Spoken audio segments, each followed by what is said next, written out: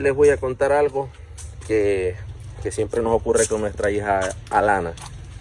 Ella siempre que sale aquí al patio de la casa, siempre nos agarra flores. A su mamá y a mí, y a sus hermanas, siempre nos vive regalando flores. Hoy es un día especial, hoy cumple ella años. Y ella siempre nos agarra de estas florecitas y nos regala. Papi, mira, una flor para ti, mami, una flor para ti.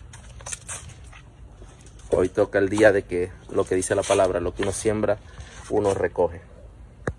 Y hoy es el día de ella. Y ella va a recoger una flor. Vamos a ver cómo le va hoy a ella. Vamos a ver.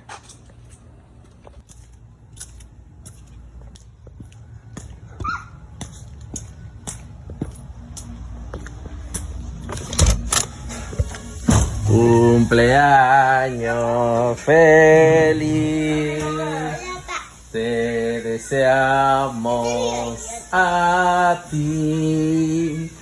Cumpleaños Alana Rachel, cumpleaños feliz. ¡Sorpresa! Una flor Para la niña que regala flores.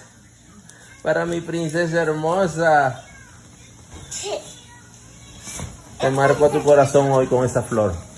Te amo. Dame un besito. Qué rico. Esos eran Harold y Alana, quienes dejaron una huella imborrable por toda la vida en esta iglesia y en el corazón de muchas personas que tuvimos la oportunidad y la bendición de compartir con ellos. Y de verdad que yo me siento como inexplicablemente fortalecido en el Señor. Y yo sé que muchos de los que estamos aquí, no voy a nombrarlo porque el dolor es inmenso, es indescriptible. Hace apenas 8 días, 9 días, ellos estaban en medio nuestro y ya no están. Tanto él tanto Harold como su pequeña niña. Y él contaba ahí, ¿no?, que ella cogía esa florecita y se la llevaba a su mamá y a su papá. Y ellos, en el día de su cumpleaños, hicieron lo mismo con ella, ¿no? Todavía la noche anterior, el día viernes antepasado, o el viernes pasado, perdón, en el concierto que ellos ministraron, todavía yo tuve unas palabras de juego con Alana y con él mismo, y ver a Natalie aquí en este altar adorando a Dios como ella lo sabía hacer. Y hubo un tema que ella cantó que a mí me dejó impactado, ¿no? Y lo compuso ella misma, que dice: Dios no ha terminado contigo. No sabiendo que esa palabra era para ella también.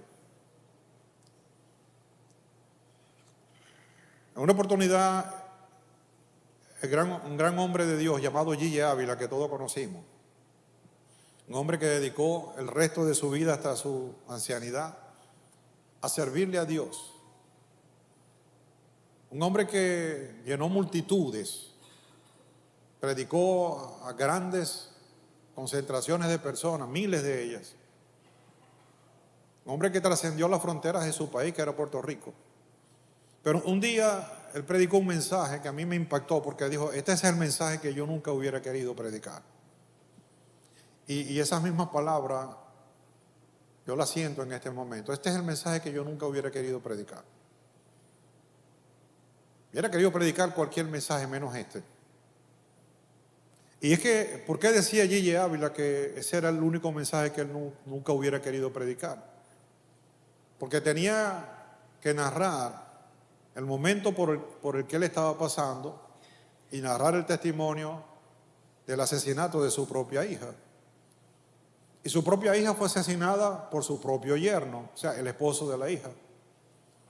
Y no solamente eso, sino que él tuvo que visitar la cárcel donde estaba recluido y sentenciado este hombre y decirle: yo te perdono. Este hombre terminó siendo un siervo de Dios, siendo pastor de la cárcel también. Pero tomar fuerzas de donde no las había para perdonar a este hombre que le había arrebatado la vida de su propia hija, fue terrible. Estar parado en este momento, llevando la palabra, llevando un mensaje, donde este altar fue ocupado por personas tan nobles, tan preciosas, de tanto valor como ellos lo fueron, es duro, no es fácil. Pero esto nos acerca a una gran verdad que hoy vamos a descubrir. Porque no todo está perdido. De hecho, nada está perdido en Cristo Jesús. Y como todos saben, hace hoy 8 días, ellos partieron de este plano natural. Todavía sigue debatiéndose entre la vida y la no vida, por no llamar a la muerte. A Ileana, la intermedia de ellos, estuvieron 3 hembritas. La mayor no estaba en el momento, igual que Natalie, pero las 2 hijas sí sufrieron. Y hace 8 días, hoy exactamente, ellos partieron a la presencia del Señor.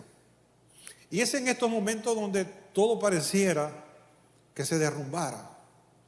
Porque el día malo no se anuncia, el día malo no toca tu puerta, el día malo irrumpe en tu vida y cuando te ves es envuelto en ese día. Nadie planifica, nadie se prepara para cosas como estas.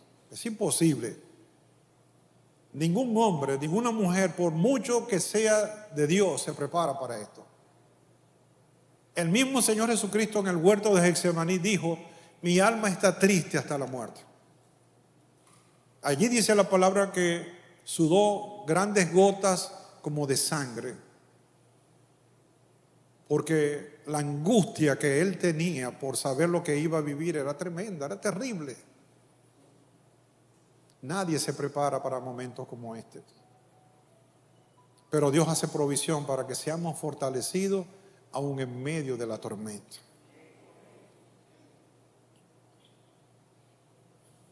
Hoy no voy a tratar de explicar lo que no tiene explicación humana. No hay manera posible. No hay palabras que puedan decir esto pasó por esto y para esto. No. Sería presumir mucho de que yo tengo la respuesta cuando yo no tengo la respuesta. Nadie tiene la respuesta. Y Dios lo sabe, porque Dios conoce el corazón.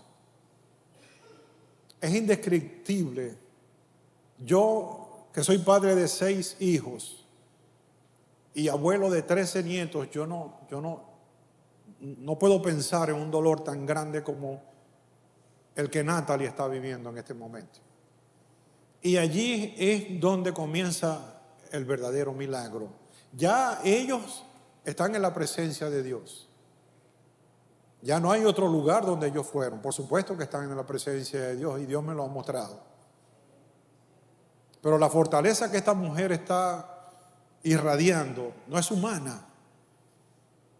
El día domingo de esta semana pasada, donde se hizo un homenaje, un tributo a ellos, con los cuerpos allí en sus ataúdes, y ver cómo esa mujer adoraba a Dios.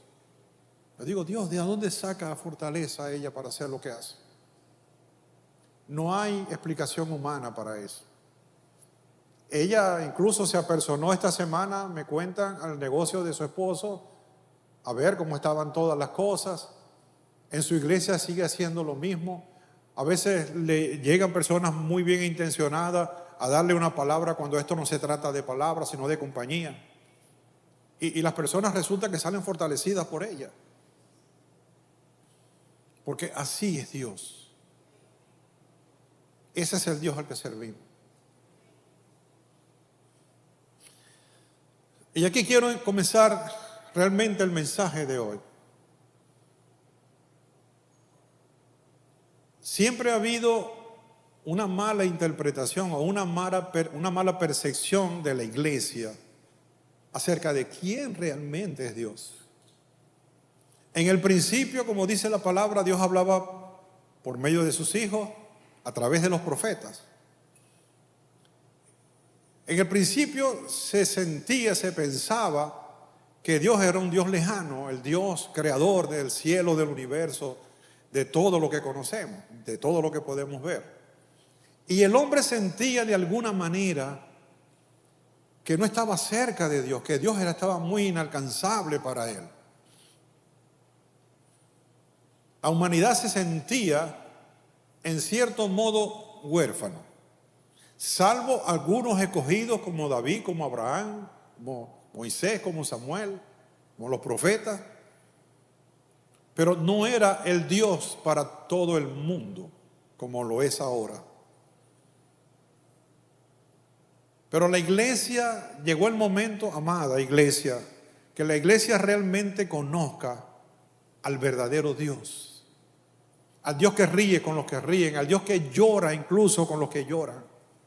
Al Dios que tiene tiempo suficiente para escuchar tu oración a la hora que sea, el día que sea.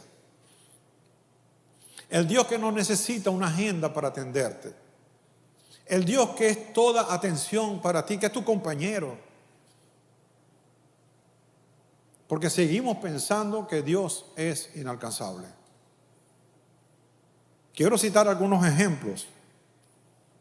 Por ejemplo, Albert Einstein, el gran físico, el gran científico que todavía hasta el día de hoy estamos usando inventos que él creó. Dice, pero para Albert Einstein, Dios era el orden y la armonía del universo. Es decir, Einstein veía a Dios como la inteligencia o racionalidad detrás del cosmos. ¿Cómo funciona todo el cosmos? Con una milimétrica precisión, y eso para Einstein era Dios. Einstein no lo veía como un ser personal que escucha las oraciones. Él expresaba su convicción de Dios de esta manera: creo en el Dios de Spinoza. Ahora les voy a decir quién es Spinoza, otro filósofo, que se revela en la armonía de todo lo que existe, no en un Dios que se ocupa del destino y de las oraciones de los hombres. En ese Dios no creía Albert Einstein. Un hombre que el coeficiente intelectual de él era uno de los más altos de la historia. Baruch Spinoza, judío por cierto.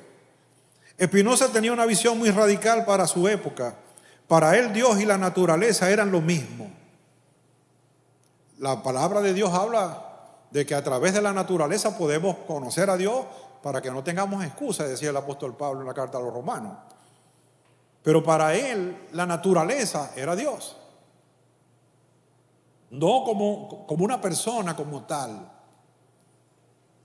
Su famosa idea era Dios o la naturaleza. En su pensamiento Dios no era un ser separado del mundo, sino la sustancia infinita de lo cual todo forma parte. Todo lo que existe es expresión de esa realidad divina. Por eso muchos lo consideran panteísta. Este hombre, que me cuesta pronunciarlo porque era un alemán, Friedrich Nietzsche, era un filósofo ateo. Él es famoso por declarar Dios ha muerto. Ahora, de aquí se origina la película aquella que han sido varias versiones, Dios no está muerto. Este hombre decía, Dios ha muerto. Ahora, ¿por qué decía él? Realmente no estaba diciendo que Dios murió literalmente. Lo que él afirmaba era que la sociedad moderna había dejado de creer en el Dios del cristianismo y que eso tendría consecuencias morales muy profundas. Para Nietzsche, Dios era una construcción cultural que había sostenido la moral occidental. Al desaparecer esa creencia, el ser humano tendría que crear nuevos valores o nuevos dioses.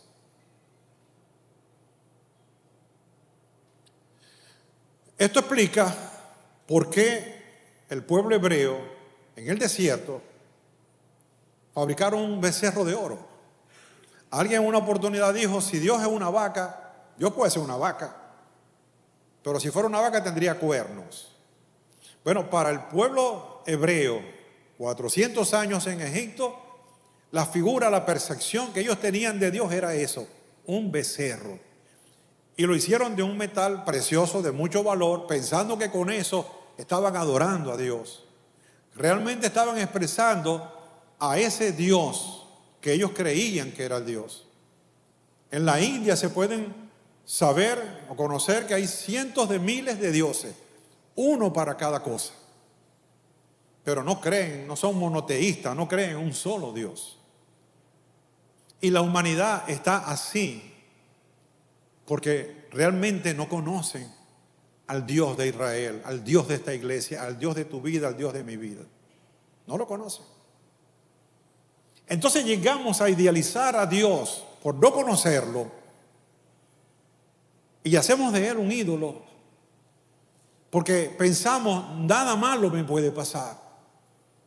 Yo no me puedo enfermar, yo no puedo entrar en una crisis financiera, yo no puedo perder mi matrimonio, yo no puedo morir de algo que le puede dar a todo el mundo. Y si eso fuera así, los pastores, muchos pastores que partieron cuando el COVID no se hubieran muerto. Y murieron. Por eso cuando creemos eso, pensamos de esa manera, cuando viene el día malo que irrumpe en nuestras vidas, nos hace pensar, Dios me falló. Entonces vienen las preguntas, ¿por qué Dios lo permitió? ¿Por qué Dios permitió que esto ocurriera y de esa manera además? Yo no voy a tratar de explicar, como les dije, lo inexplicable. Yo no tengo la respuesta para eso tampoco. Lo que estoy es tratando de presentarles un Dios que nos ama, que a pesar de lo que podamos vivir, Él está muy atento a cada uno de nosotros. Generalmente cuando cosas así ocurren, uno trata de buscar un culpable. En este caso ni siquiera culpable hubo. Nadie tuvo la culpa de que eso pasara, pero ¿por qué pasó? Sigue siendo la pregunta. ¿Por qué pasó?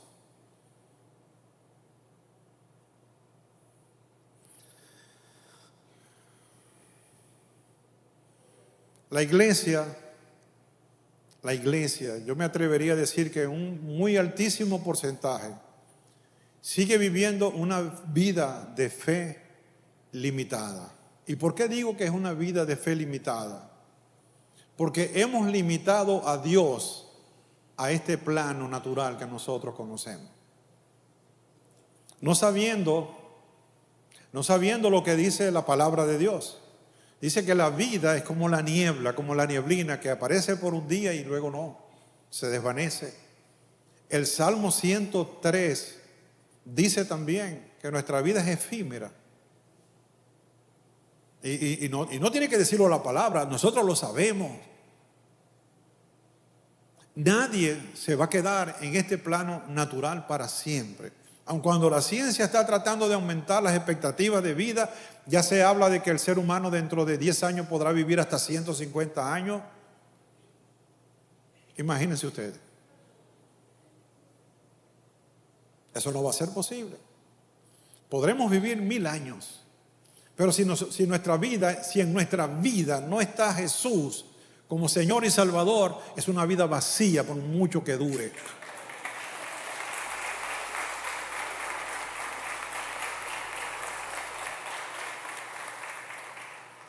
El apóstol Pablo en una oportunidad, predicando en Grecia, se dio cuenta de que ellos tenían un busto con una cara de alguien que no se sabía, era sin rostro, y se llamaba ese busto, esa figura, el Dios desconocido. Porque la filosofía, y Grecia es la madre de la psicología, se dice, la psicología no prevé esto, la psicología no cubre realmente la fe, la convicción de lo que no se ve. Eso no lo cubre la filosofía. Y ellos pensaban y ellos creían, por si acaso vamos a tener un Dios desconocido. Ese es un Dios que nos va a servir para lo que sea. Si este no falla, tenemos este. Amada iglesia, es cierto. A veces hacemos de Dios un ídolo también. Y cuando ese ídolo falla, según nuestras propias expectativas, se desvanece todo lo que creemos y pensamos. Viene la frustración, viene el desánimo. Y curiosamente demostrado, cuando a una persona creyente le pasa algo como lo que hemos vivido, no es el caso de ellos, por supuesto que no, tienden a apartarse de Dios, porque la idea que se habían formado de ellos era tan ideal que se les derrumbó todo lo que ellos creían. La vida se les abrió el piso y ya no son lo que eran antes. Yo creía. Y se apartan de Dios. Por eso uno puede ver gente muchas veces en condición de calle o en condición de pecado evidente, que uno habla con ellos y te hablan de una mala experiencia que tuvieron con Dios o de una iglesia. Porque Dios no cubrió las expectativas que tenían de Él. Pero no ocurre así con el inconverso, con el ateo, con aquel que no cree. No ocurre de esa manera. Cuando una persona atea que no cree en Dios ni le teme a Dios, le ocurre algo como eso, más bien entonces busca de Dios, porque trata de buscar una explicación a lo que a él le pasó. Por eso alguien escribió, ¿no? Nadie se burla de Dios en un avión cuando viene una turbulencia. Nadie se burla de Dios o se ríe de Dios cuando hay un tsunami. Nadie se ríe de Dios cuando hay un terremoto. ¿Se acuerdan de los temblores esos que hubo no hace mucho aquí en Maracaibo? Después se dijo que eran los chinos que estaban metiendo no sé qué cosa. Bueno, yo veía gente que se persinaba. Porque no hay un ateo en trinchera. Cuando viene la prueba no existen los ateos. Pero qué cosa que el creyente deja de ser creyente o nunca lo fue cuando viene la prueba. Porque tenemos un mal concepto de lo que realmente es Dios.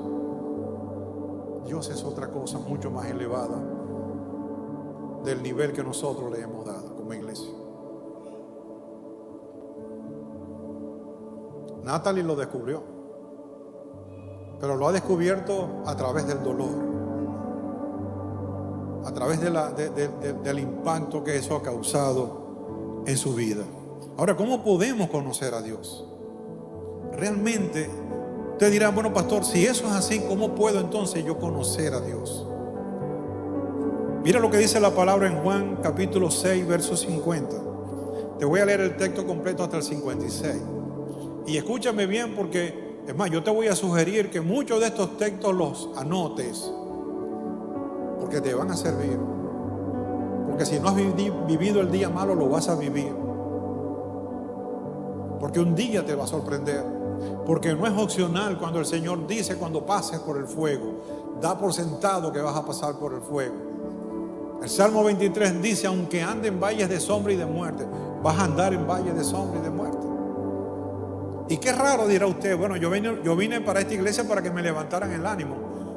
Y está ocurriendo todo lo contrario. No. Lo que te estoy es mostrándote a un Dios que te ama y que va a estar contigo y que está contigo en las buenas y en las malas. Ese es el Dios que crees.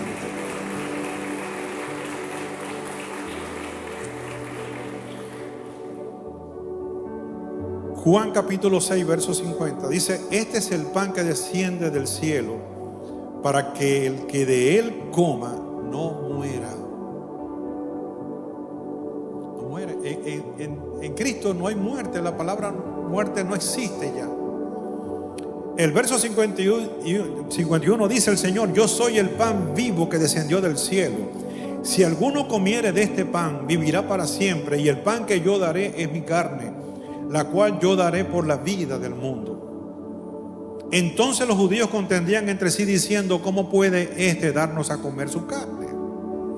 Jesús les dijo, de cierto os digo, si no coméis la carne del Hijo del Hombre y bebiereis su sangre, no tendréis vida en vosotros. Porque el que come mi carne y bebe mi sangre tiene vida eterna, y yo le resucitaré en el día postrero. Porque mi carne es verdadera comida y mi sangre es verdadera bebida. El que come mi carne y bebe mi sangre en mí permanece y yo en él. ¿A qué vino Jesús a la tierra, a la vida? ¿A qué vino Jesús? Si yo pregunto ahora, todos me van a decir lo mismo. Y está bien, esa respuesta está bien. Bueno, a morir por nuestros pecados, a darnos vida eterna y a llevarnos al Padre aprobado. Todo eso está bien. Está correctísimo eso. Pero la misión de Jesús fue una mayor todavía. La misión de Jesús, como dice la palabra, Él, Colosenses 1:15, Él es la imagen de Dios invisible, el primogénito de toda creación. Porque en Él fueron creadas todas las cosas, las que hay en los cielos y las que hay en la tierra, visibles e invisibles. Sean tronos, dominios, principados, potestades, todo fue creado por Él y para Él. Realmente Dios, entendiendo esto, la distancia que había, el abismo que había entre el Creador y la criatura, el único puente que Dios podía usar era a Él mismo a través de su Hijo.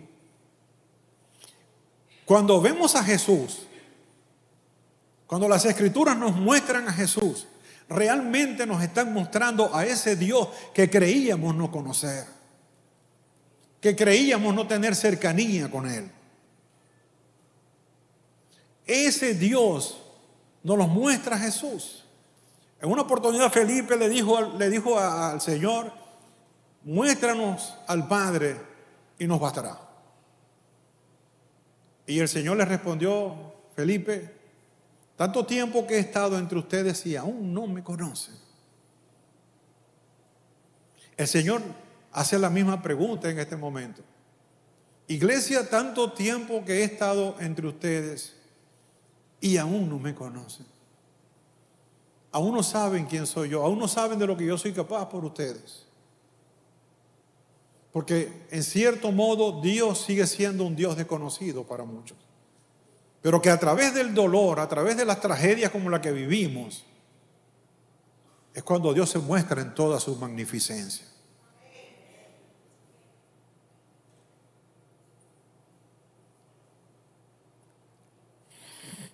Dice Colosenses 1:17, y Él es antes de todas las cosas, y todas las cosas en Él subsisten.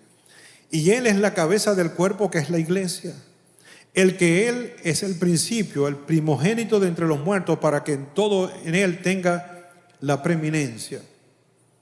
Por cuanto agradó al Padre que en Él habitase toda plenitud, y por medio de Él reconciliar consigo todas las cosas, así las que están en la tierra como las que están en los cielos, haciendo la paz mediante la sangre de su cruz. Iglesia, hasta el día en que nosotros no tuvimos una experiencia personal con Él, teníamos una vida vacía. A mucha gente le ocurren estas cosas y termina quitándose la vida porque no tiene sentido seguir viviendo.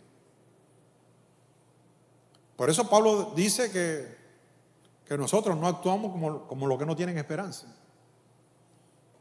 El que no tiene esperanza, el que no sabe qué va a pasar más allá de esta vida, pues por supuesto piensa que todo se acabó. Y que por la eternidad ya no va a ver más a su familia, no va a ver más a sus hijos, no vamos a ver más a Harold parado en ese lugar adorando a Dios. Cuando no es así. La promesa de Dios eficaz, justa, verdadera, es que sí lo vamos a volver a ver. Es que sí lo vamos a abrazar otra vez. Es que sí vamos a deleitarnos con su música.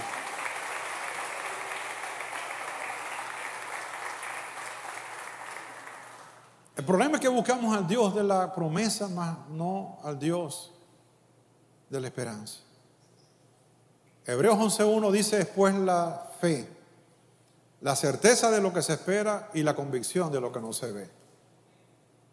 Y cuando dice la palabra que el justo por la fe vivirá, ese texto mucha gente se lo adjudica a las cosas que deseamos, que tenemos que tener fe. Y no es así. Eso se refiere es a la salvación, a la vida eterna. Si nos pusieran a escoger entre la vida eterna, la salvación, que nuestro nombre no sea borrado del libro de la vida, y tener una solución para salir del problema que estoy viviendo, ¿qué decisión tomaríamos?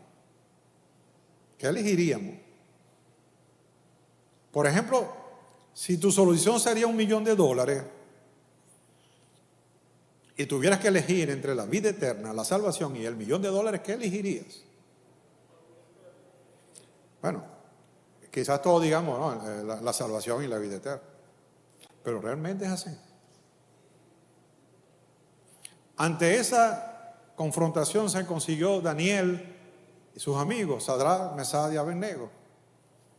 Cuando le dijeron que tenían que inclinarse, reverenciar a una imagen que había sido creada por Nabucodonosor.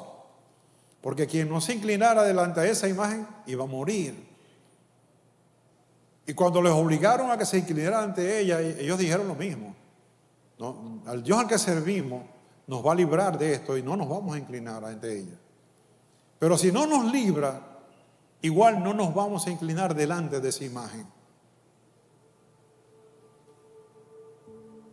Y eso lo podemos ver no solamente en Daniel, lo podemos ver ahora en este momento mientras estamos predicando la palabra, mientras estamos en este lugar. Hay gente muriendo en la tierra, en algún país del mundo, por no negar su fe. Los entierran vivos. Los entierran vivos. A ellos y a sus familias.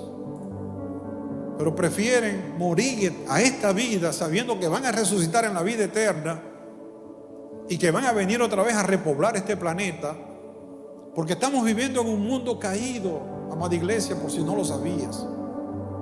El mundo en el que estamos viviendo es un mundo caído. Este mundo nunca va a ser santo 100%. Lo que hacemos como iglesia es predicar el evangelio para que más personas reciban al Señor y puedan ser salvos. Pero estamos conscientes de que este mundo está bajo el mando del maligno. Lo dice la palabra. Por eso dice la palabra que por un hombre entró el mal al mundo, entró la muerte al mundo. Adán le entregó este mundo a Satanás. Dice, pero por otro hombre vino la salvación, que es en Cristo Jesús. Ese es el verdadero evangelio. Pero nos han vendido un evangelio falso. Como decía alguien por ahí, más falso que una escalera de anime. Nos han vendido un evangelio que te define tal cual como te va. Si estás bien de salud y bien financieramente, entonces estás bien con Dios. Pero si no estás bien de salud y financieramente estás quebrado, dice, algo tuviste que haber hecho para estar apartado de Dios y Dios te la está cobrando. Ese es el evangelio que se ha estado vendiendo. Por eso el Señor habla en la parábola del buen sembrador, del engaño de las riquezas. Hay medio mundo por ahí en las redes ofreciéndote cómo ser rico, cómo hacer dinero, cómo invertir para lograr tus objetivos financieros. Necio, no sabes que esta noche vienen por tu alma. Y lo que has trabajado y has ganado, ¿para quién será? Por supuesto, no estoy diciendo que Dios no quiere pobres también. Que entre más pobres seamos, más cerca de Dios estamos. No, esa es otra mentira también. Pero Dios ya trazó un plan con nosotros en esta vida. Por eso que dice la palabra de Dios en Romanos 8, que nada nos apartará del amor de Dios que es en Cristo Jesús.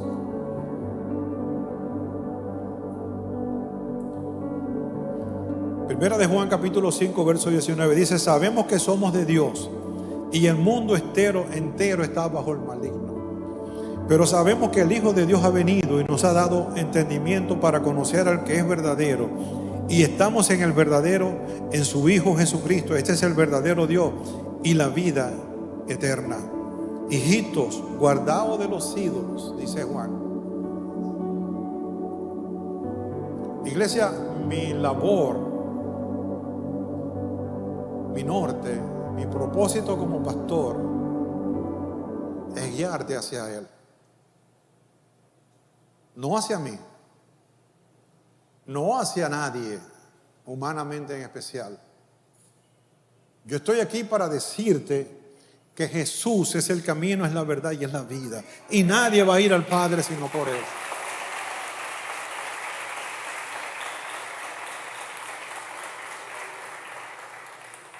Por eso cuando me dicen, créanme, a veces me da tristeza cuando me dice, pastor, ore por mí para tal cosa. Pastor, ore por mi familia, ore por mis hijos, ore por... Pero es que yo te estoy enseñando que entre Dios y el hombre no hay intermediario, solamente Cristo Jesús. Mi oración tiene tanto poder como la tuya. El día que la iglesia entienda esto, que no hay intermediario, por supuesto, me honro en saber que la iglesia puede confiar en mí, decirme, pastor, yo quiero que, vamos a orar, pero vamos a orar juntos, no yo solamente. Vamos a unir nuestra fe, vamos a ponernos de acuerdo. Porque la Biblia dice que si dos o más están de acuerdo en Él, Él estaría en medio de ellos. Eso yo lo puedo hacer.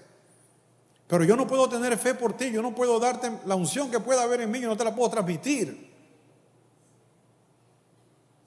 Eso es imposible. No se puede delegar. Y para eso estoy yo aquí, para enseñarte cómo tener poder en Cristo Jesús. Él es el autor y consumador de la fe. En Él tiene que estar puesta tu mirada.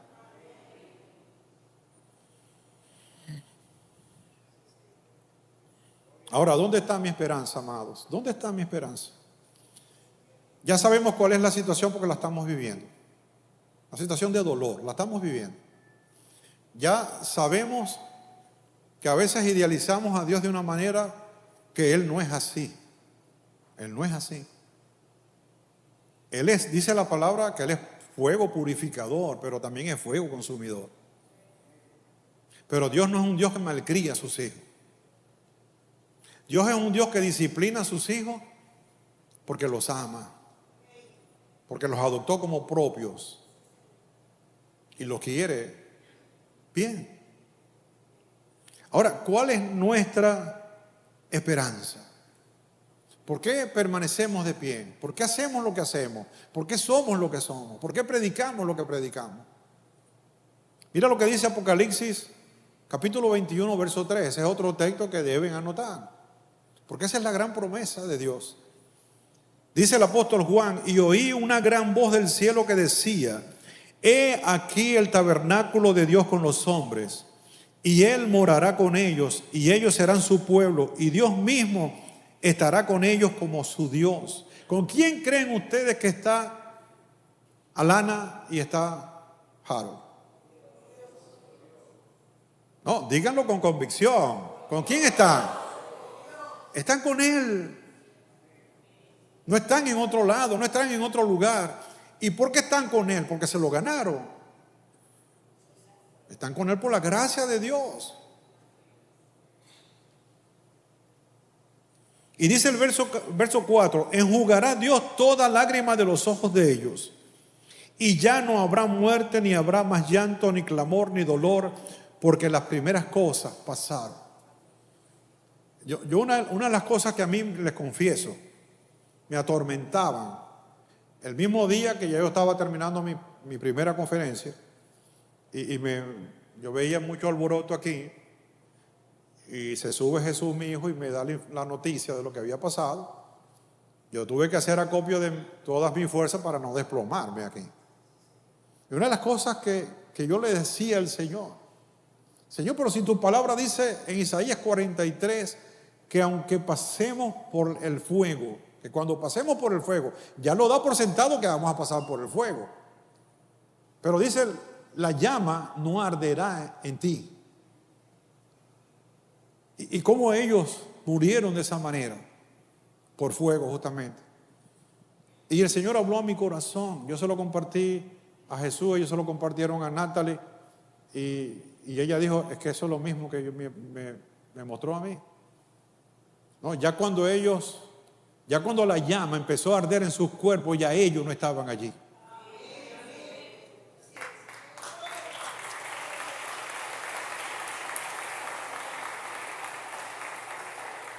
Se cumplió lo que dice la palabra, que el mismo Dios enjugó toda lágrima de los ojos de ellos.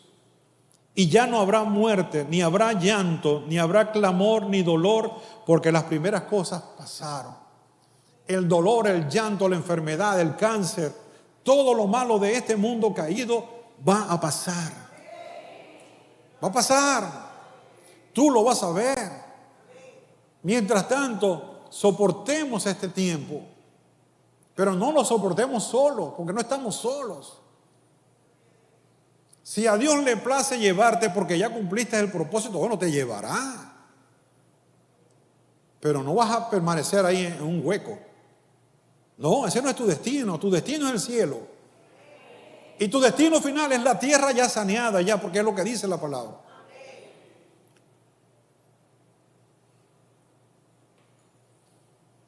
Dice el verso 5 del capítulo 21 de Apocalipsis, y el que estaba sentado en el trono dijo, he aquí, yo hago nuevas todas las cosas. Y me dijo, escribe, porque estas palabras son fieles y verdaderas. Dice el 6, y me dijo, hecho está, consumado está. Yo soy el alfa y la omega, el principio y el fin. Al que tuviera sed, yo le daré gratuitamente de la fuente del agua de la vida. ¿Cuántos tienen sed de Él? Bienaventurado, dice el capítulo 5 de Mateo, bienaventurados los que lloran, porque ellos serán consolados. Es sobrehumano, es sobrehumano la actitud que tiene Natalie. Esa mujer es una gigante de la fe.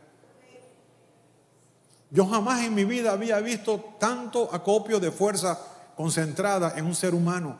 Y ni ella misma dice que ella no sabe lo que le pasa. Por supuesto que no sabe lo que le pasa, porque es el poder de Dios obrando en su vida.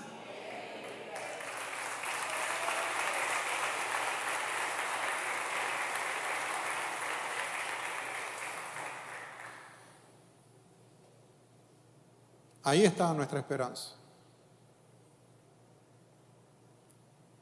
Primera de Corintios 15, 19 dice, y si nuestra esperanza en Cristo es solo para esta vida, somos los más dignos de lástima de todo el mundo. Dice la Nueva Traducción Viviente. Si la esperanza que tú y yo tenemos la limitamos a esta vida, no, salgámonos del juego. Ni siquiera hemos nacido de nuevo. Porque ¿qué fue lo que hizo Dios para que realmente le conociéramos a Él? Envió a su Hijo. Dijo, así como Él es, así soy yo. Así como Él llora por ustedes cuando lloró en la tumba de Lázaro, yo lloro por ustedes también. Así como Él abraza, yo abrazo también. Así como Él les acompaña y los amonesta, yo soy así también. Yo soy ese Dios, conózcanme. Yo no soy como ustedes pensaban que yo soy o que yo era. Yo duermo, yo como, yo me río, yo echo chistes. Ese es el Dios al que servimos, amada iglesia. Pero ese mismo Dios encarnado en su Hijo, un día dijo, les conviene que yo me vaya, porque enviaré al otro Consolador, y Él les guiaría a toda la verdad. Resulta que ese Consolador es la misma esencia del Dios vivo que ahora habita en cada uno de nosotros, que se entristece con nosotros, que nos habla, que nos susurra, que nos dice lo que debemos y lo que no debemos hacer. Pero ¿qué tanto escuchamos su voz? ¿Qué tanto vivimos como Él quiere que vivamos? ¿Es que acaso no dice la Escritura que no contristemos al Espíritu Santo?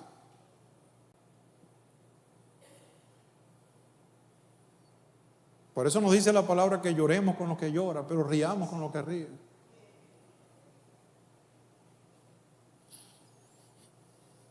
Mi esperanza, Salmo 39:7. Y ahora, Señor, dice el salmista, ¿qué esperaré? ¿Qué esperaré?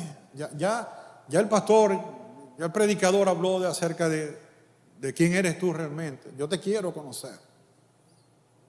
Te quiero conocer. Quiero que hagas de mi vida tu habitación, como dice tu palabra. Y ahora, Señor, ¿qué esperaré? Concluye el salmista diciendo, mi esperanza está en ti. El Salmo 62:5 dice, alma mía, en Dios solamente reposa. Le está diciendo el salmista a su alma, en Dios solamente reposa. No en el título, no en los bienes, no en la salud, no en la juventud.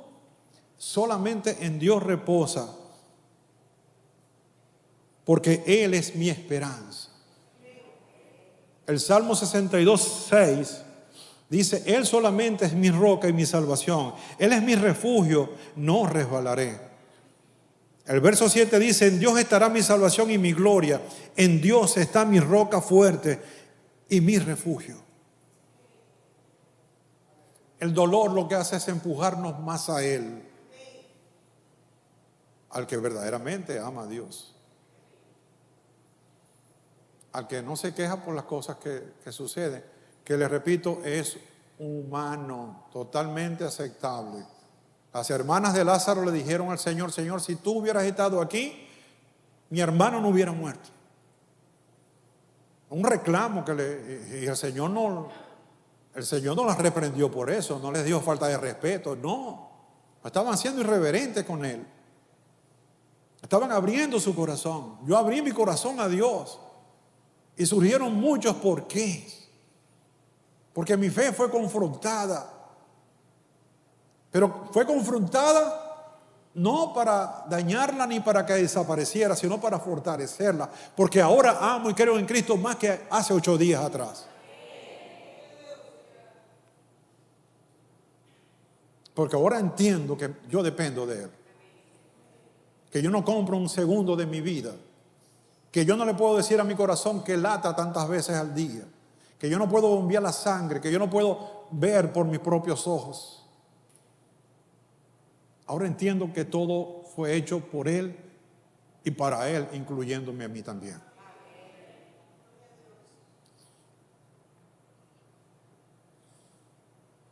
El verso 7 del capítulo 62 del Salmo 62 dice, en Dios está mi salvación y mi gloria. En Dios está mi roca fuerte y mi refugio. Nuestra esperanza siempre debe estar en Él y en la vida eterna, amados. Yo no sé cuántos han entendido esta palabra. La exégesis de todo esto es mostrarte a un Dios verdadero, no un Dios prefabricado, hecho por la vida misma, que un día te va a fallar ese Dios. Un día vas a pensar que no fue ese el Dios en quien creíste, porque te defraudó, porque no hizo su parte del pacto. No, Él juró que tu nombre iba a estar escrito en el libro de la vida. Él juró que tú estabas en su mano y que nadie la iba a arrebatar de Él. Él juró que estaría contigo todos los días hasta el fin. Y lo va a cumplir. Y lo está cumpliendo.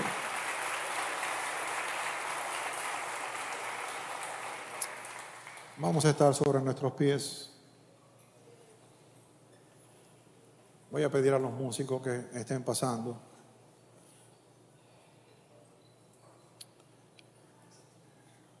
El dolor va a seguir estando allí.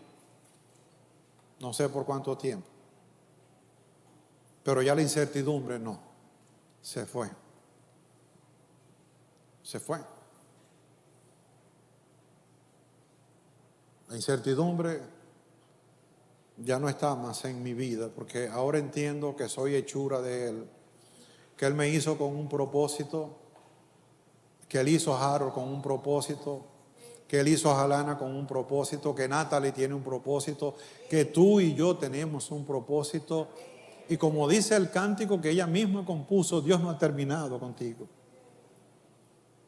Hasta que Él no complete la obra que Él juró que iba a hacer contigo, Él no va a terminar contigo.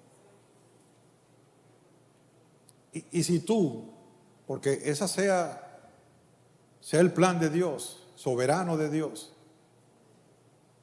tienes que partir de esta tierra, de este plano natural, realmente es cuando vas a conocer lo que es la verdadera vida.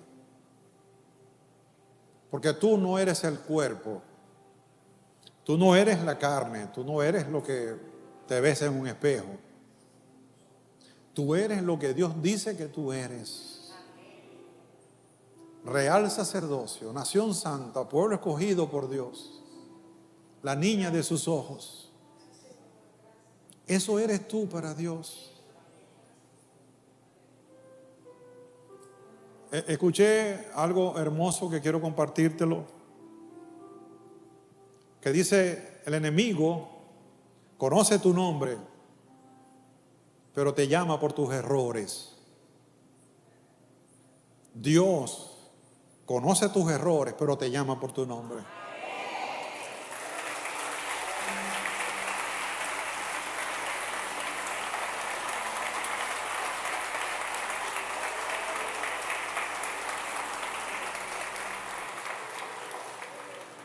Por eso cuando alguien venga a hablarte de tus errores, ya sabes de parte de quién viene.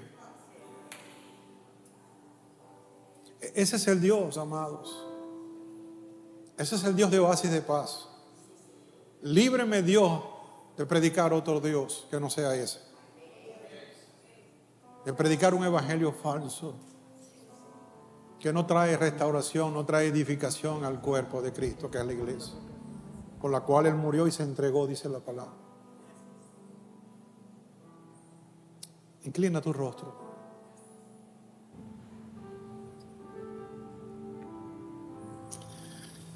Gracias, Señor. Padre, en obediencia, Señor, he hablado lo que tú me dijiste que hablara, Señor. Y con quien primero has tratado ha sido conmigo mismo, Señor. Porque esta palabra me ha confrontado como tu hijo. Me ha confrontado como cristiano, como creyente. Ahora sé que eres el mejor Padre de todos, Señor. Eres el Padre que nos suple todo. Eres el Padre que nos creó. Eres el Padre que nos sana. Eres el Padre que nos salva de este mundo caído, Dios, que un día vamos a ser levantados. Pero eres un Padre por sobre todas las cosas,